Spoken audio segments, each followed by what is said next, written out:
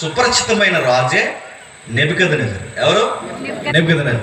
ఆ నెబుకద్నెజరు పరిపాలన తర్వాత మెల్లగా బబులోను సామ్రాజ్యం బేట్ల పడితే, ఆ ప్రభుత్వం యొక్క పరిపాలన వ్యవస్థ తగ్గిపోతే, ఆ ప్రభుత్వం తర్వాత మళ్ళీ ప్రపంచాన్ని పరిపాలించిన రెండవ ప్రభుత్వం లేదా రెండవ అతిపెద్ద మహా సామ్రాజ్యం ఏదంటే మాదీయ పారసీకులు.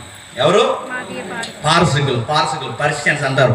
టాటా తాతగారు తెచ్చుకొని చూసారా? టాటా బిర్లా, టాటా వ్యవహారం, టాటా చూసారా? ఆ బ్యాచ్ ఆ పర్షియన్స్ అనమాట.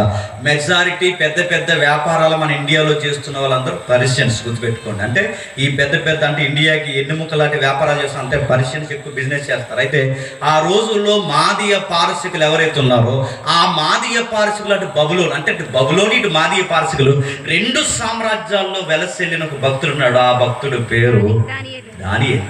ఎవరు? దానియేలు. ఆ దానియేలు గారు ఆకాశం అంత ఎత్తుకెదిగాడు. దానియేలు గారు ఆకాశం అంత ఎత్తుకంటే ఎలా పొలిటికల్గా కాదు, భక్తి విషయాల్లో ప్రజలు మాట్లాడుకోవడంలో చాలా గొప్ప స్థాయికి వెళ్ళాడు. 16 ఏళ్ల వయసు అప్పుడు ఆయన అరెస్ట్ చేసి బబులోను సామ్రాజ్యం ఎత్తుకెళ్ళిపోయింది. ఆ రోజు 17 ఏళ్ల వయసు నుంచి 70 ఏళ్ల వయసు వచ్చేసరికి ఆయన సింహాల భూమిలో పడేశారు.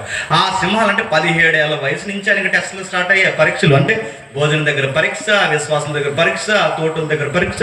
ఈ పరీక్షలు అన్నింటిలో ఆయన గెలిచి వస్తే 17 ఏళ్లలో పరీక్షించిన దేవుడు 70 ఏళ్ల వయసు అప్పుడు కూడా ఆయన పరీక్షించాడు. మన దేవుడు ఎలా చెప్పినా, నిన్ను ప్రారంభం పరీక్షిస్తాడు చెప్పండి, మధ్యలోనే పరీక్షిస్తాడు చెప్పండి, ముగింపు రేపో ఎల్లుండో చచ్చిపోతున్నావు అన్నప్పుడు కూడా నీకు పరీక్షలు పెడతాడు. ఈ దేవుడితో వచ్చిన గొడవే అది. ఇంకేమి లేదు, నేను 30 సంవత్సరాలు అయిపోయింది బాప్టిజం తీసుకుంటే నీకు పరలోకం రెడీగా గేడి తీసి రామ్మ కుమారి అంత గుర్తుపెట్టుకో. నేను ఖచ్చితంగా అని నిన్ను గుర్తుపెట్టుకో. నువ్వు ఎంత విశ్వాసంలో ఉన్నా, ఎలా ఉన్నా, కుమార్తె అని ఏం పిలవదు, గుర్తుపెట్టుకోండి. మన దేవుడు పరీక్షిస్తాడు. 70 ఏళ్ల వయసులో దానియేలు గారిని దేవుడు పరీక్షించాడు. ఆ పరీక్ష తెలుసు, సింహాల భూమిలో పడేశారు. ఎవరిని?